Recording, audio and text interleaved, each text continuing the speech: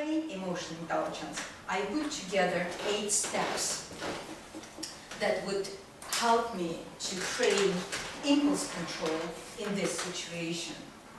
Because in this situation, there's a self-awareness that is needed and impulse control. And I would like to briefly go with you through these 8 steps. During the first step, you define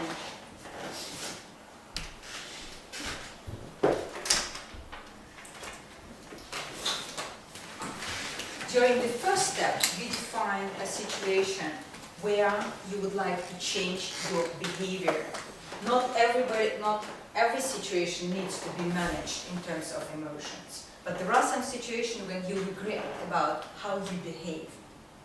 And this is the situation for this Powerful 8 method.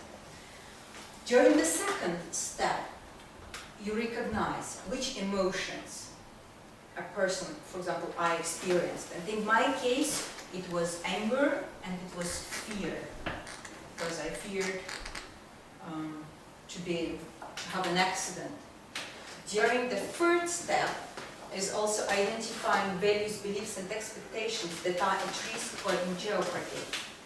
In my situation, there was a value of respect that was at risk, that was attacked, and my expectation was not met. That people should behave, should drive carefully and take care of other drivers. During the step number 5, and this is during the step number 4, you visualize what is the ideal way that I would like to behave, how I would like to behave in this particular situation.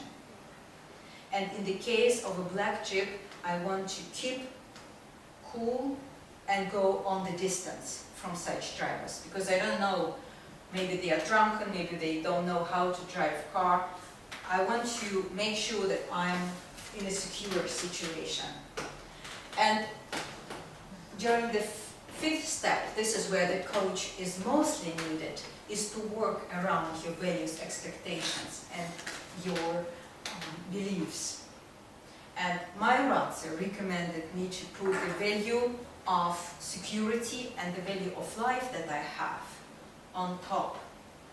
And this to have like a start that would help me to forget all other values, and also to delete the expectations that everybody is behaving good, properly on the road. And during the number 6, I define steps for me. Should somebody cut in front of me next time, I need to go on the distance. I need to refresh the value of security, and I also need to be aware of what am I feeling. Am I trying to play the revenge games? Do I really keep my cool or not? And during 7th steps, you practice this. And the good thing that you, for the behavior, you also can practice it in your head, like all sportsmen. Visualize and practice it mentally, because when we practice this behavior, we're still building neural networks that support our new type of behavior. That's why all the sportsmen practice their jumps and runs in the head. And during the step number 8, I reflect on the situation, thinking what worked for me, what didn't. And then you can go through these 8 steps again and again.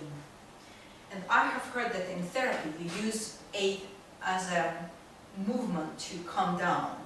So you can use those 8 steps to calm down your emotions. And if you turn it 90 degrees, you have a sign of infinity.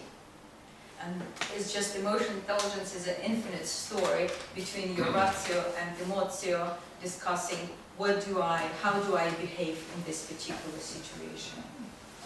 And the 2 principles that are in this method, that are, first of all, that our values, beliefs and expectations that trigger our emotions. And if our values are attacked, if our expectations are not met, we feel frustrated, angry, or fearful. And by bringing the balance, you bring this emotional quietness.